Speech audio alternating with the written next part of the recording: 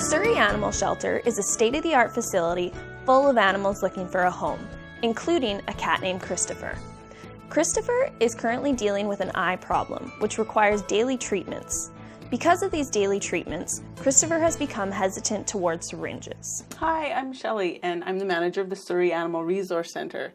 Today, we are going to look at Christopher. Christopher is a little bit of a shy kitty. He's about 5 years old, and he came in and his eyelid was torn. So he's been on eye meds since he's come in with us and has a little bit of a negative association to a syringe. So what we've been working on is targeting the syringe and pairing it with something positive. So basically, this is his first day doing it, and he's already got a negative association to the syringe, so we want to change that a little bit. So all we let him do is we offer the syringe to Christopher.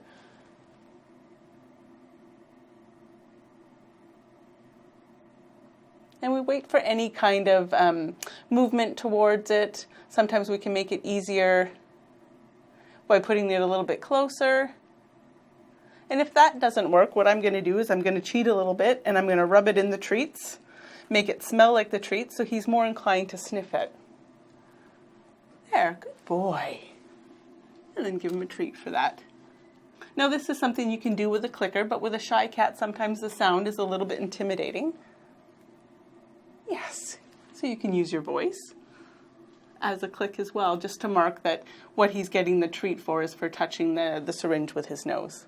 So this can be used for any kind of objects like brushes, toothbrushes, or it could be used for something that they've never seen before. You could use a pen, anything that they can touch. It's actually really beneficial for animals when they're doing training to take a break. It's kind of like a rollover effect. The next morning they wake up and they actually have absorbed the information. Your next training session will go much better. So it's always good to give them the opportunity to stop the training session and give them a break and keep the training short and sweet and make it fun for the animal.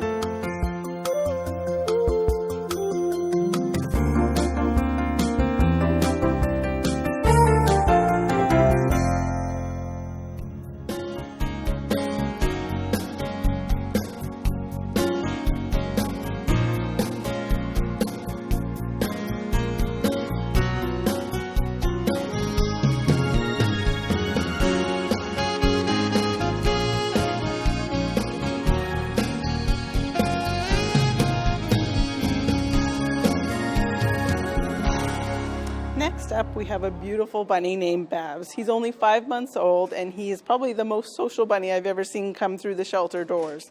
This little guy is very interactive with people. He's very interested in the other rabbits and even the guinea pigs.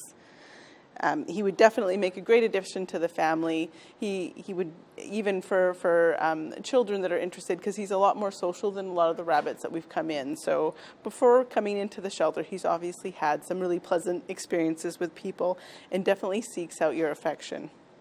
He's a social little guy, and as you can see with his cage, he's very active. So he's got a split level house where he's got actually stairs to go up and down because this little guy likes to keep busy all the time. And just like the other animals, we do clicker training with the rabbits at all. Unfortunately, he's not very interested in training right now because he's just had his full salad right before we started filming. So he's more interested in exploring right now. But if you're interested in Babs, you can come down to the shelter. If you have a rabbit that you're looking to pair up, he might be the perfect match. He's a nice young bunny, only 5 months old and really, really social. So please come down and meet Babs.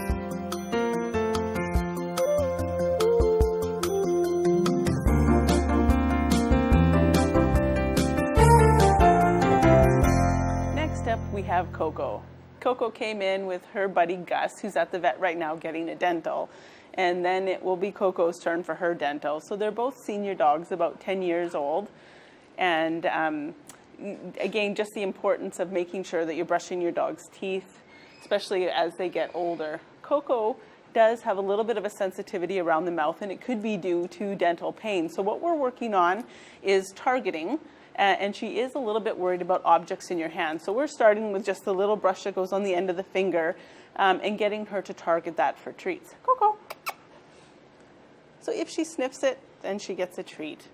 Good girl.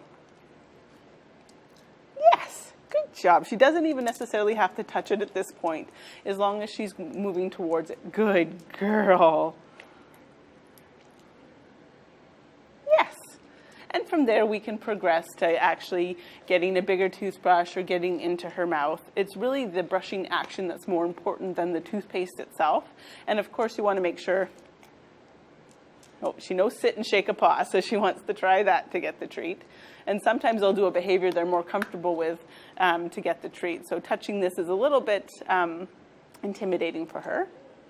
Again, the nice thing about target training is when you're working with a dog who's a little bit fearful, like Coco, it gives her the option to choose not to. So you're not pushing the dog too far.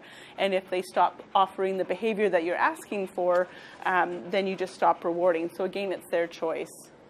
Good girl. Good job, Coco.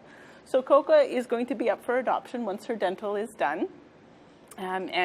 She did come in with Gus, her partner, who is a Puggle mix, who's a little bit overweight. But we would ideally like to find a home for them together, but we are potentially looking at 2 separate homes as well. So if you're interested in taking a senior into your home, we do have Coco and Gus, so please come on down to the shelter and meet them.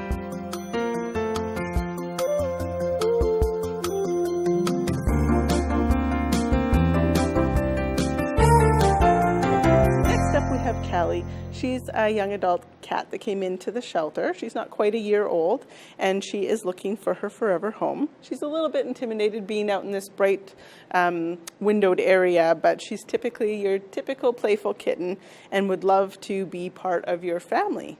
If you are interested in Cali, please come down to the shelter and meet her.